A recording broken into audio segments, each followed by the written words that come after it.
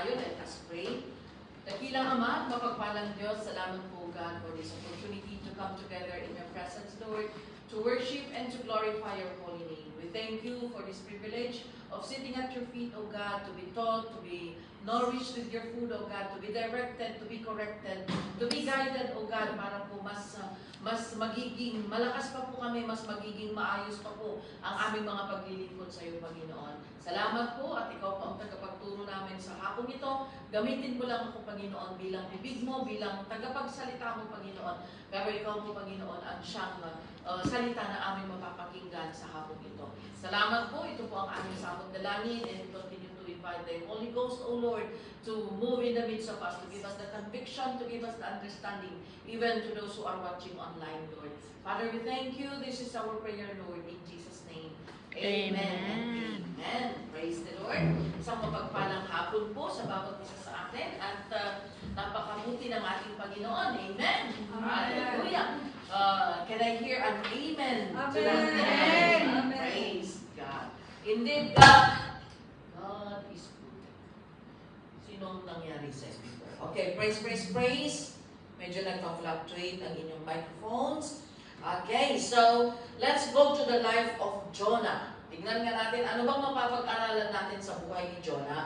Although ang buhay po ni Jonah is a very famous Bible story, Bible character. Pero it's good to review. Amen? It's good to review kung ano po ang pwede nating matutunan mula po sa buhay ni Jonah. Okay? Ang Jonah po ay lalaki. Pero ang Jonah ngayon ay babae. Okay? Pero originally po yung Jonah po sa Bible ay lalaki po siya. And let's just go randomly sa mga verses and let's see. Let's stop when there is an emphasis. Okay? So dito po makikita natin na si Jonah runs from the Lord. How did he run from the Lord? In verse 1, in chapter 1, verse 1, it says here, the Lord gave this message. Again, the Lord gave this message to Jonah. Verse 1, 1:1. Okay? But the Lord provoked... No, 1:1. You start with 1. Okay? Chapter 1. Okay. Sige, hintayin natin yung projector natin para lahat tayo ay magbasa. Baka sabihin nyo, nag-i-invento ako nag-i-storytelling ako.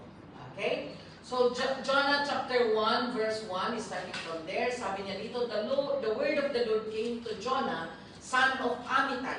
And in the next verse, sunod-sunod, go to the great city of Nineveh and preach against it, because its wickedness has come up before me. Inuutusan ng Panginoon si Jonah na pumunta sa isang lugar na kung saan ay napakaraming kasalanan. Sabi niya, pumunta ka sa Nineveh at ipahayag mo ang aking mga salita dahil ang lugar na yan ay punong-puno ng kasamaan.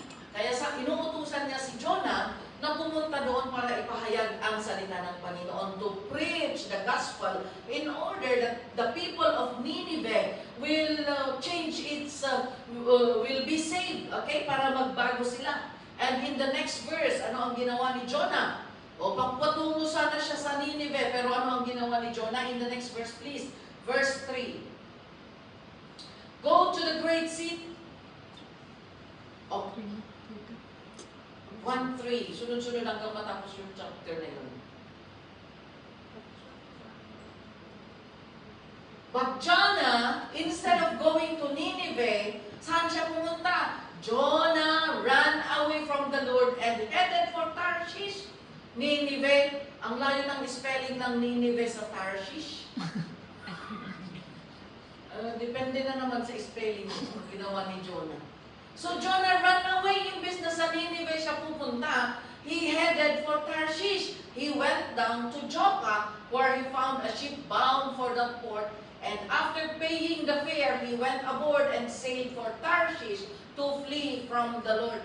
It's the opposite. He went to the opposite direction to get away from the Lord. Yung kung sana ang iniutos ng Panginoon is towards kanan, ang ginawa niya is pumunta siya sa kaliwa. Okay? He went away to the opposite side where God is commanding him to go. And in the next verse, ano ang nangyari?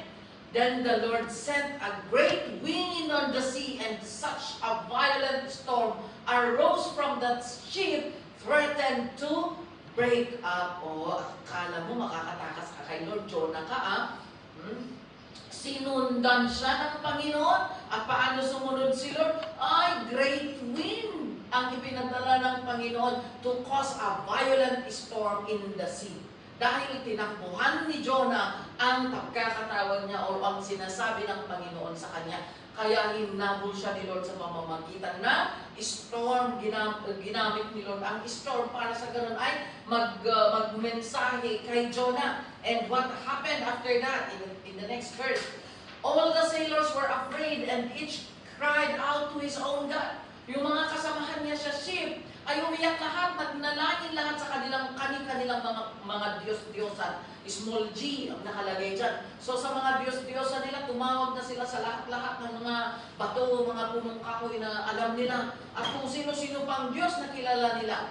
And they threw the cargo, lahat ng laman ng ship ay itinapon to lighten the ship para hindi lumubog. Pero si Jonah, pumunta siya doon sa pinaka-lower deck and natutulog pa. Siya na nga ang may kasalanan kung bakit may bagyo. Tulog pa. Siya pa ang nakarelax.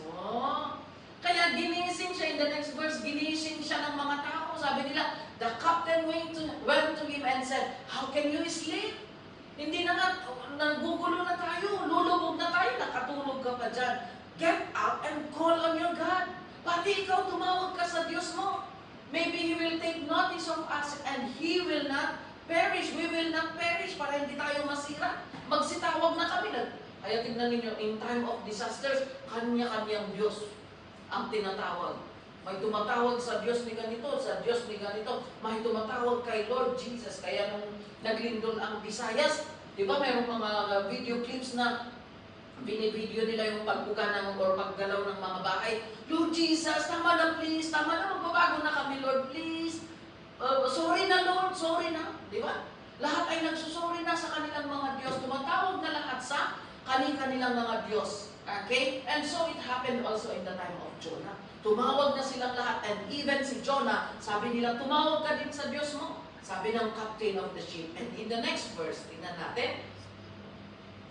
Then the sailors came to each other, "Come, let us cast lots." Magbunutan tayo, sino bang may kasalanan? Bakit may sumusunod na storm sa atin? Bakit tayo nagkakaroon ng disaster dito sa dagat? Bunutan kung sino ang nabunot, siya ang may kasalanan. Nagbunutan. Sino ang nabunot? Si Jonah. Si Jonah ang dahilan kung bakit sila anong tawag dito, na binabayo ng storm o ng dagat o ng calamity doon sa gitna ng dagat. So, it was Jonah. And so, ano ang nangyari? So, they asked him, "Tell us who is responsible for making all this trouble for us. What do you do? Where do you come from?" In-interview nila si Jonah. Taga saan ka? Ano ang ginagawa mo? Sino ang Diyos mo? Saang bansa ka nang galing? At sumagot si Jonah in the verse 9. Sunod-sunod yan. He answered, "I am a Hebrew and I worship the Lord," capital L, "the God of heaven who made the sea and the land." Ako ay isang Hebrew, ako ay isang tao ng Diyos na kumikilala at nagpupuri sa Diyos na makapangyarihan na gumawa ng lahat ng bagay dito sa mundo. And in verse 10, ano ang sabi nila? This terrified them and they asked, "What have you done? Ano ang ginawa mo?" Because they knew, look at the one in the close and open parenthesis. Kahit ang mga taong ito ay iba ang Diyos nila, alam nila na yung Diyos na makapangyarihan, kapag tinakbuhan mo, ay mayroong consequence na mangyayari. Kaya sabi nila, naka-close and open parenthesis, sabi nila, they knew he was running away from the Lord because he had already told them so. So, alam na nila, nung siya ang nabunot, na siya ang dahilan kung bakit nagkakaroon ng storm at gulo doon sa dagat, it's because of him. And then confirmed, it's because siya pala ay tao ng Panginoon, pero hindi sumunod, nag-disobey siya sa Diyos na makapangyarihan. So ano ang ginawa nila in verse 11? The sea was getting rougher and rougher. So they asked him, "What should we do to make this to make the sea calm down. Ano ang gagawin natin para magkalma ang dagat? Ano ang sagot ni Jonah? Itapon niyo ako sa dagat. Itapon niyo ako sa dagat, and then the sea will, the storm will stop, and then the sea will calm down. And dahil ako naman ang may kasalanan, sabi ni Jonah, ang maganda kay Jonah, inamin niya naman na kasalanan niya, at hindi na siya nagturo, hindi na niya pinahirapan yung mga tao, at inako na din niya ang punishment. Itapon niyo ako para magkalma. Itapon niyo ako dahil ako ang dahilan kung bakit kayo nagkakaroon ng disaster ngayon. And in the next verse, ayaw naman, in fairness naman sa mga sailors, hindi naman nila tinapon agad-agad, may konsensya pa naman sila. Instead of throwing Jonah into the sea, ang ginawa nila, they did their effort para mas ma-drive yung ship na kahit hindi na sana itapon si Jonah. Pero talagang ayaw magkalma ng dagat. And so in the next verse, what happened? Then they cried out to the Lord. Nagsumuko sila sa Panginoon. Sabi nila, Lord, please do not let us die for taking this man's life. He asked us na itapon siya sa dagat dahil siya ang may kasalanan kung bakit kami nagkakaroon ng disaster dito sa dagat. And do not take us accountable. Wag hangahan na kami pabasulang apo. Hamo ko mga isingir, tibiyag na rin yung tao kada kami. They pleaded to the Lord not to hold them accountable for this man Jonah. Okay? And in the next verse, ano ang nangyari? Then they took Jonah dahil hindi tumitigil yung alon, hindi tumitigil yung bagyo. So kailangan nilang gawin ngayon, they have no choice but to throw Jonah into the sea. And ano ang nangyari? Nagkalma ngayong dagat kasi nawala yung sanhi ng gulo. Okay? So nagkalma yung dagat. And what happened? At this, man greatly feared God. In fairness naman kay Jonah, kahit ganun yung katigasan ng ulo niya, kahit ganun yung pagkakamali niya, yung disobedience niya,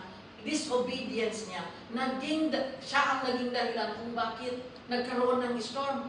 Pero siya din ang naging dahilan kung bakit ang mga sailor, ang mga tao sa ship, ay nanampalataya sa Diyos niya. So you look at this. At this, the men greatly feared the Lord, and they offered a sacrifice to the Lord and made vows before Him. In other version, they made vow to serve God. Dahil nakita nila na nung tinapon nila si Jonah sa dagat, nagkalma yung dagat. Iba ang tinatawag nila during the storm. Small G na God ang tinatawag nila. Pero nung naitapon na si Jonah at nakita nila yung miracle na biglang nagkalma yung dagat, tumigil yung storm, yung big G na ang kanilang ina-acknowledge, nag-offer pa sila ng sacrifice. So you see, kahit ganun ang circumstance ni Jonah, naging paraan siya para manampalataya yung ibang tao. And it's the same with us. Sometimes, yung katigasan din ng ulo natin, alam niyo ba yung maging sacrificial lang? Minsan, ikaw yung napapasubo para matuto ang maraming tao. Minsan, ikaw yung nagiging sacrifice nung ginawa nila, for example, yung isang bagay, hindi sila nasita. Nung ikaw na yung gumawa, biglang nasita ka.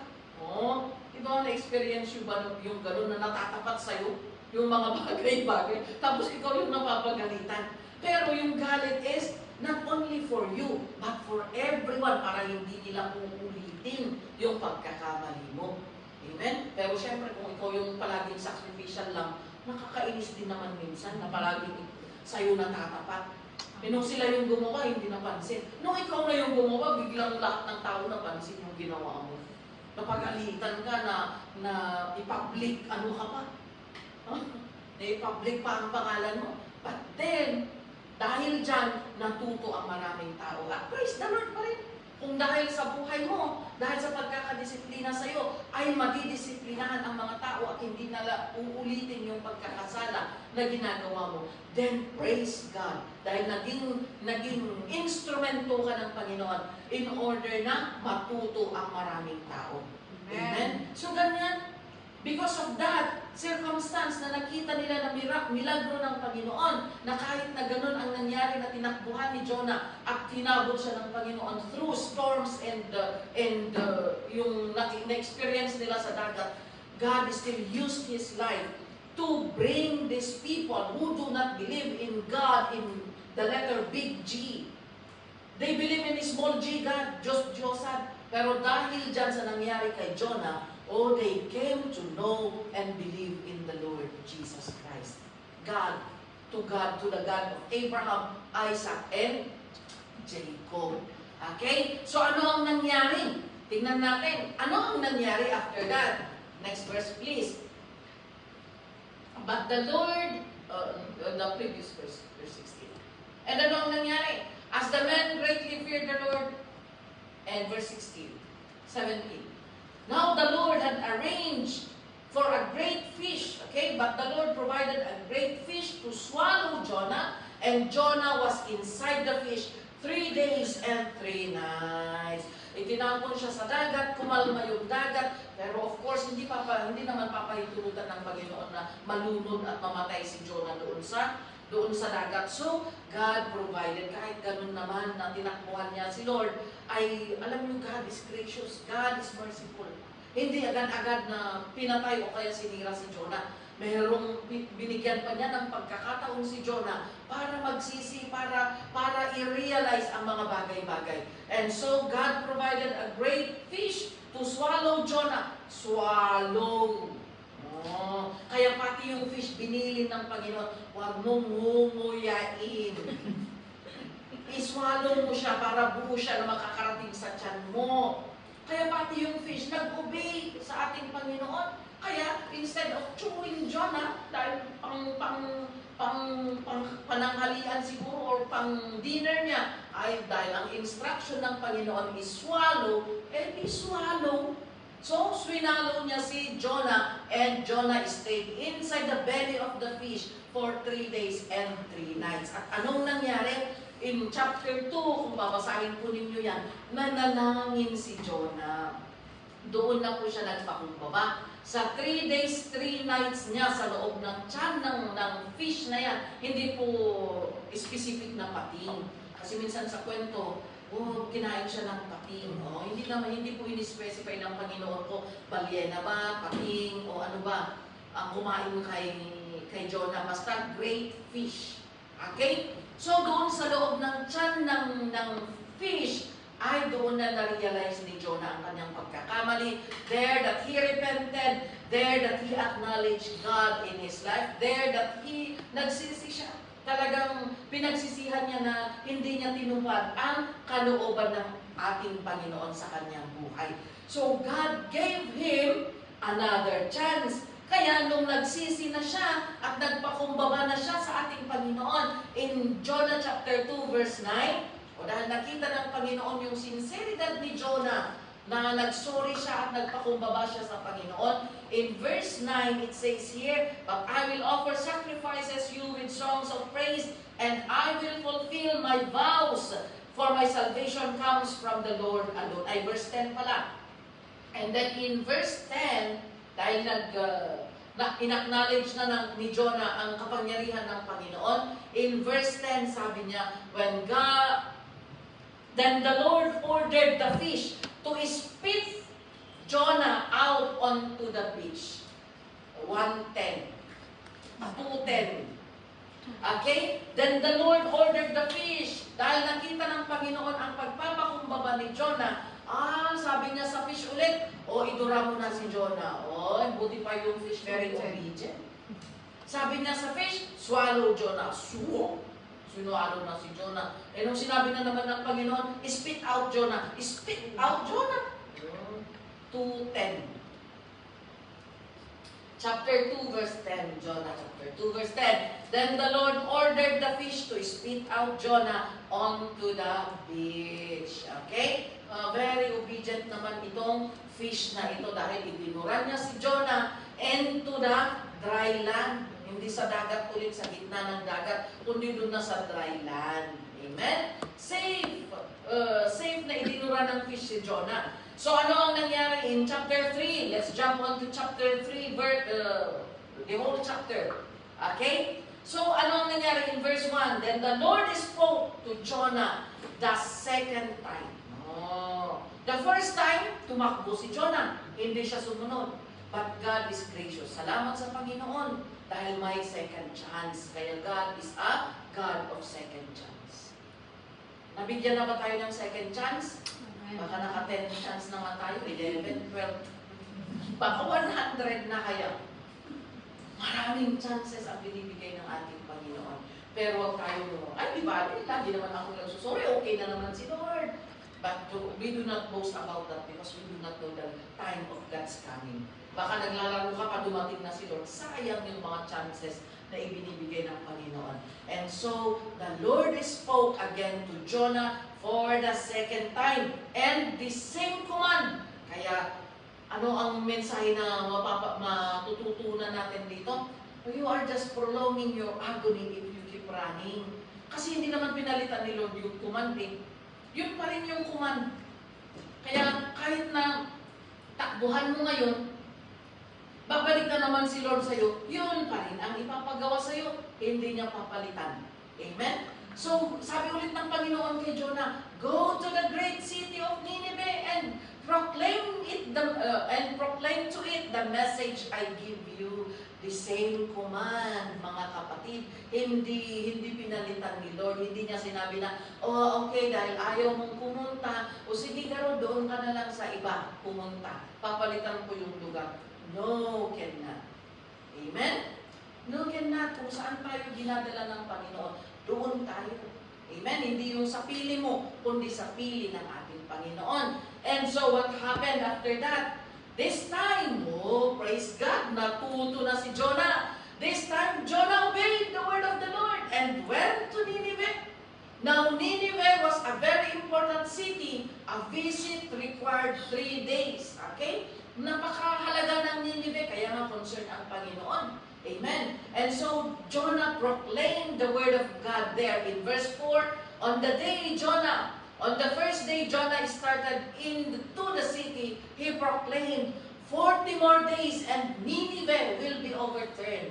Mayroon pa kayong 40 days, mga taga-Nineveh. Dahil after 40 days, masisira na kayo. Sabi ni Jonah, dahil yan ang sabi ng Panginoon na sasabihin niya sa kanila. And what happened? Nung napakinggan nila, the Ninevites believed God. They declared a fast and all of them, nung napakinggan nila yung warning ni Jonah sa kanila, ano ang ginawa nila? Nag-fasting sila from the greatest to the least to put on sackcloth. Nagpakumbaba sila sa ating Panginoon. And in the next verse, in verse 6, when the news reached the king, even yung kanilang hari, ay sabi niya, Nineveh, he rose from his throne, took off his royal robes, covered himself with sackcloth, and sat down in the dust. Pati yung hari ay nagpakumbaba. Hindi lang yung mga tao. Talagang humingi sila ng tawad sa ating Panginoon. And ano ang sabi niya sa next verse? At hindi lang sila. Then he issued, sabi ng hari, he issued a proclamation in Nineveh by the decree of the king and his nobles. Do not let any man or beast or animal, sabi niya sa other version, do not let any man or animals, herd or flock, taste anything, do not let them eat or drink. Nag-fasting ang mga tao, pati mga hayop. Imagine, ang fasting natin tao lang. Pero sa kanila, pati hayop, pinag-fasting. Huwag ninyong papakainin ang mga hayop. Mapatao man o hayop, mag-fasting tayo. Kaya kung wala kang kapartner sa fasting, pwede yung aso mo, yung pusa mo. Mag-fasting kami, mag-fasting tayo, doggy. Dahil fasting ko, fasting mo din. Mga taga-Ninevites, nag-fasting sila, hindi sila kumain. Dahil sa takot nila that they only have 40 days before the destruction will come. Pero ang ginawa nila, they put on sackcloth, nagpakumbaba sila sa Panginoon, nag-fasting sila. Talagang yung tunay na pagpa-fasting, and even yung mga animals nila ay pinag-fasting nila. Amen. Yan, kaya kung may hinihingi ka kay Lord at wala kang team, nakagaya ng team ni Pastor Robert McClure na dahil gusto niyang mapangasawa yung asawa niya, pinag-fasting niya yung mga ka-ministry niya. Pinag-fasting niya yung mga ka-ministry niya. Kung ayaw ng mga ka-ministry mo na makipag-fasting sa'yo, mga hayop ang kunin mo. Mag-fasting tayo mga dogs, mga cats. You join me in my fasting because I need to do this to win some favor from the Lord. Oh. Kasi ang mga taga-Ninevites, pati mga hayop nila, pinag-fasting nila. And what happened? But, okay, next verse.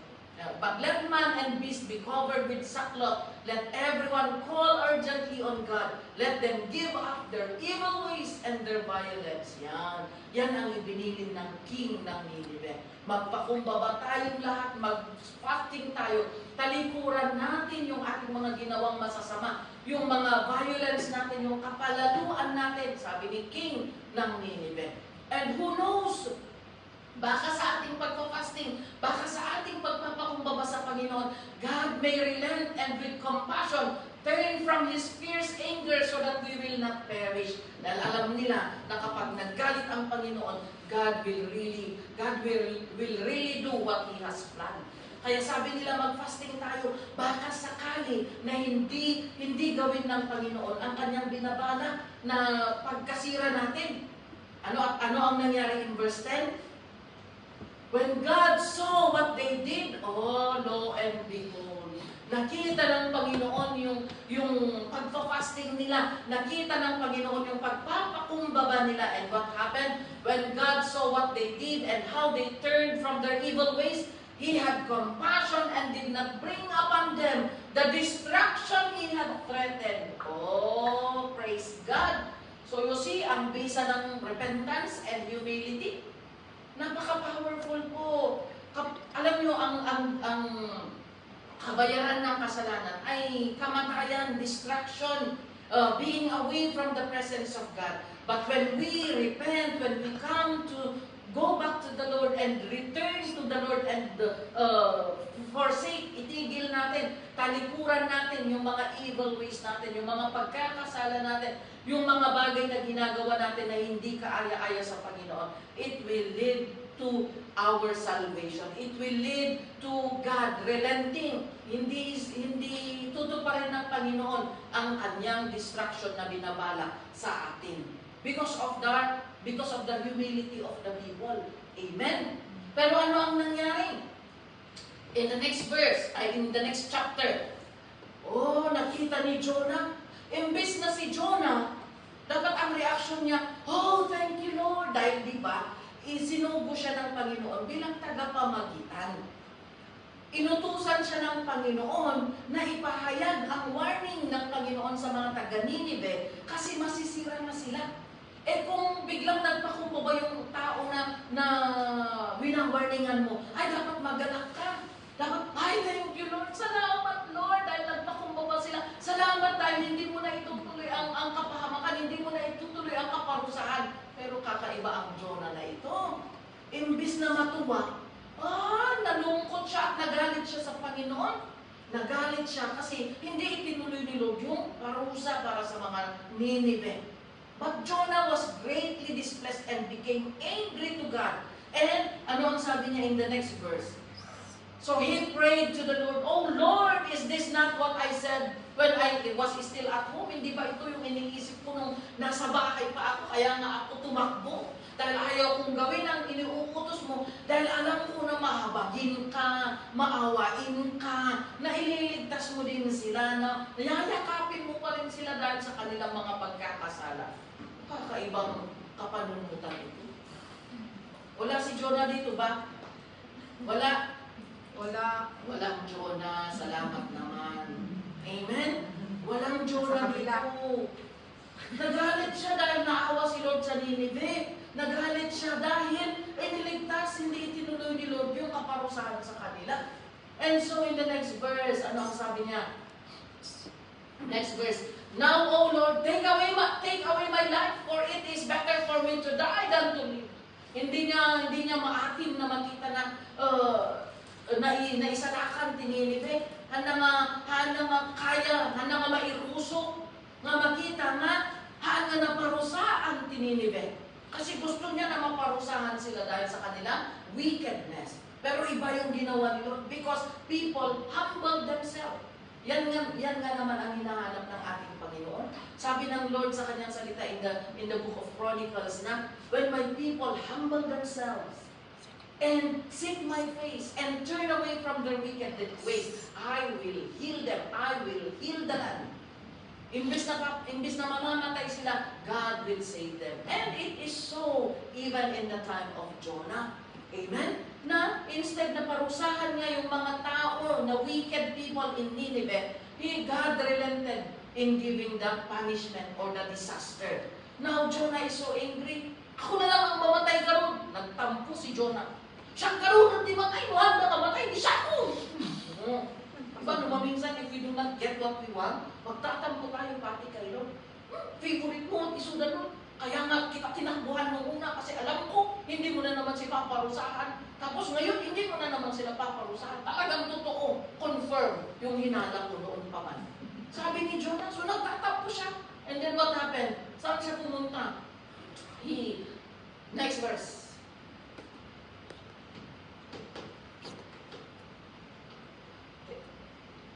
But the Lord replied, have you any right to be angry? Meron ka bang karapatan na magalit? Sabi niya kay Jonah. At ano ang ginawa ni Jonah? Jonah went out, nag-walk out siya. May karapatan ka bang magalit? Eh, ako naman ang lumikha sa kanila. Ako yung may karapatan kung ano ang gusto kong gawin sa kanila. Kaya dahil hindi natupad yung gusto ni Jonah na makarusahan ang mga taga-Nineveh, Jonah went out, nag-walk out siya.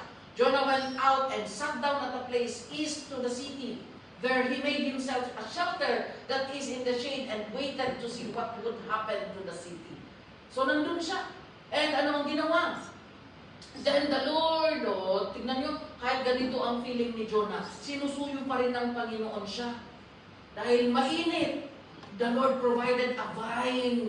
Merong vine na tumubo na ang lalaki ng dahon para i-shade si Jonah, para matakpan si Jonah, protektahan si Jonah from the heat of the sun. And it may grow over Jonah to give shade for his head, to ease his discomfort. And Jonah was comforted. Naging happy naman si Jonah dahil nagtatampo siya, talagang nagmamatol siya. Walang shade. Nagpatubo ang Panginoon ng malaking tanim para bigyan siya ng covering. Pero ano ang nangyari in the next verse na naman? But at dawn, di para bangon, nung mag-uumaga na, but at dawn, the next day, God provided a worm which chewed the vine so that it withered. Pinayungan niya po Diyos, babang itibulbulong kan kay kayo. Nga, nagbigay din ng Panginoon ng uod para kainin yung tanim na nagko-cover kay Jonah. And then napakainit. And Jonah was so, masyado nang nahihirapan. Ano ang next? Tignan na natin. When the sun rose, God provided a scorching wind and the sun blazed on Jonah's head so that he grew faint and he wanted to die. Yung ukos mo, ikaw na yung gusto mong mamatay. Ano? Dahil hindi natupad yung expectation mo, dahil hindi pinarusahan ni Lord yung mga tao, ikaw na yung nagtatampo, ikaw na yung nagagalit. But we can see here that God can make things grow and God can also make things wither. God has the power. Pwedeng ngayon, i-cover ka niya, pero kung magpapatuloy kang magmamatol, pagpapatuloy ka na magiging stubborn din dahil gusto mo yung will mo ang masunod, God will also provide a worm. Para i-cut off yung source of shade mo. God has all the power to do that in order to deal with us. Pati uod. Kanina, fish. Ngayon, uod. Buti pa ang mga fish at uod. Obedient. Sabi ng Lord kay uod, kainin mo na yung tanim. Kinain naman niya. You see, God can make use of every creature that He had created in order to deal with us. Amen? So kung ayaw ng tao na sumunod sa kautusan ng Panginoon, ay gagalaw ang mga hayop. Di ba? Even yung bato, sabi ng Panginoon, ayaw niyong magpuri, okay, I will let the stone worship me. At kapag nagpuri ang stone, alam niyong mangyayari? Lindol ang siyempre, ang nagtuda. Kung lulundag sila, kung lulundag ang mga bato, ano ang mangyayari sa earth? Magkakaroon na ng lindol. Bakit? Kasi hindi tayo nagpupuri. Kaya alam niyo, mga calamity na nangyayari sa ating kapaligiran, these are God's tool to wake us up. So you see, kung naglindol na, Lord, ang dayaw kami, Apo. Lord, mag-worship na po kami, Panginoon. Lord, we will serve you now. Doon tayo nagigising kung may disaster. Amen? And in verse 9, but God said to Jonah, do you have a right to be angry about the vine? May karapatan ka ba na magalit dahil namatay yung tanim na ibinigay ko? Yes, I am angry enough to die. Galit pa rin si Jonah. And so, ano ang sabi ng Panginoon in the next verse? But the Lord said, you have been concerned about this vine. Concerned ka sa vine na ito dahil namatay. Pinapahalagahan mo itong vine na ito na namatay siya or nag-wither siya. Though you did not tend it or make it grow, kahit hindi ikaw yung nagtanim, bakit mahalaga sa iyo itong tanim na ito? Hindi naman ikaw ang nagtanim. Bakit concerned ka na siya ay namatay? Sabi ng Panginoon sa kanya. And in verse 10, but the Lord said, you have been concerned about this vine. Though you did not tend it or make it grow, it is sprung up overnight and died overnight. And in the next verse, but Nineveh has more than 120,000 people who cannot tell the right hand from their left hand, and many cattle as well. Should I not be concerned about the great city? Oh, ito ang sumbat na ng Panginoon kay Jonah. Kung yung tanim na nalaylay, kung masyado kang concerned dahil namatay, ako ba hindi magiging concern sa Nineveh na may 120,000 na hanggang ngayon ay hindi nila alam kung ano ang tamang daan? Buti pa yung tanim. Kung i-refresh sana natin yun, buti pa yung tanim concern ka. Sa mga kaluluwa kaya na 120,000 na nawawala sa landas, you are not concerned with them, pero concerned ka sa tanim. So paano naman ako, sabi ng Panginoon, should I not be concerned about the great city na tahanan ng aking mga nilikhang mga tao? Oh, so yan po mga kapatid. God is concerned about the people. God is concerned about these sinners. Kahit sabihin natin na sinners sila, but God is concerned with them. He wants them back into His presence. Amen? At kung tayo ang magiging instrumento ng Panginoon to bring them back into the presence of the Lord, huwag tayong tatakbo, mga kapatid. Dahil kahit tatakbo ka, hahabulin ka din. What if ang humabol sa iyo ay nuclear weapon? Diba? Buti pa kung storm lang. Paano naman kung Armalite o kaya nuclear weapon ang hahabol sa iyo? Wala na ha. So, first thing that we can learn from here is that never run from the call of God. Never run from the command of the Lord. Amen? Imagine sa Nineveh ka pupunta, tapos pumunta ka sa opposite side, mas nakamangas asartiman ka. Magkumano abay na, patiganas. Diba? But completely opposite ang pinuntahan mo. So, that will anger God. Amen? So, we need to follow God's leading. If we have committed ourselves to be an instrument of the Lord para maging ilaw, we are called to be ambassadors, we are called to be light and salt of this world. We bear the word of God. Then we bring the word of the Lord where God wants us to bring His gospel. Amen? And the next thing that we need to do is to value every chance that God is giving us. I-value natin yung chance na binibigay ng Panginoon sa atin. Huwag nating sayangin. Kasi the privilege or the opportunity may never come. Hindi lahat ng opportunity ay meron tayo. Kapag pinalampas mo yan, wala na. So grab the opportunity. And our opportunity that God is giving us today is to go and bring the gospel to all the Ninevehs around us. Maraming Nineveh dyan. Tatay mo di Hong Pastora, hindi naman Nineveh. Yes, we are here in Hong Kong, but there may be Nineveh wherein place of sinners, place of people na hindi nila nalalaman ang right from their left. Ibig sabihin, they could not distinguish what is right and wrong. They cannot discern kung ano ang tama at mali. And we need to teach them through the Word of God in order that they will come and follow the Lord also. Amen? Another thing that we need to take note in the life of Jonah is that we rejoice. We rejoice with the heavenlies. We rejoice with the angels in heaven. Do you know that the word of the Lord says, for everyone sinner who repents, the heaven rejoices. The angels of heaven are rejoicing. Ganun din sana. Huwag tayo maging kagaya ng reaction ni Jonah na, ay, nagtatao, gusto nating masira yung mga tao. Instead, we rejoice when someone returns to the Lord, when someone goes back to God and serve the Lord. We rejoice for that soul. Amen? Huwag tayong maging judgmental, o kaya huwag iba yung ating hangarin na, sana maparusaan sila para ano, huwag ganun. When God becomes so merciful, rejoice because you are also a benefactor of His mercy.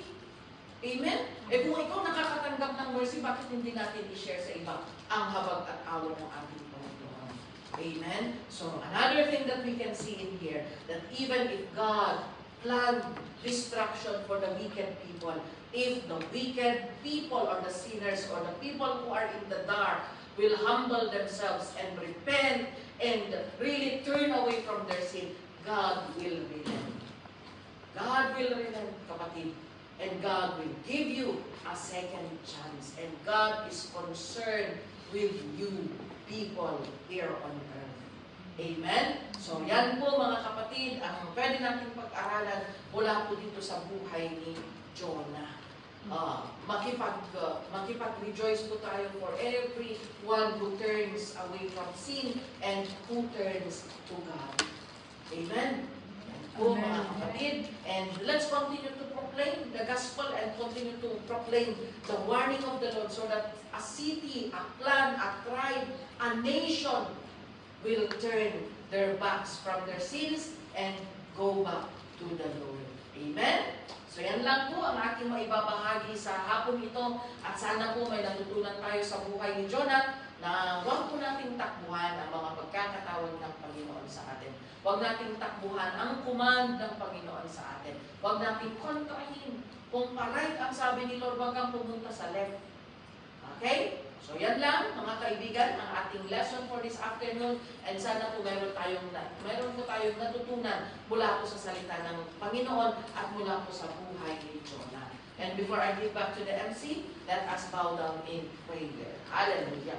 Thank you, Jesus. Thank you, Lord, for the message of God. Thank you for the story of Jonah na alam po namin, Panginoon, na naisulat para po sa amin na nabubuhay ngayon, para po kami ay magabayan yung mga desisyon po namin, yung mga bagay po na ginagawa namin bilang paglilingkod. Lord, thank you dahil alam po namin, O Diyos, na napaka-powerful po ng story ni Jonah in order to wake us up from our slumber, to wake us up from our pagre-relax sa aming paglilingkod sa iyo, Panginoon, and for us to be guided para hindi po kami mag-disobey sa specific to or sa absolute command po ng ating Panginoon.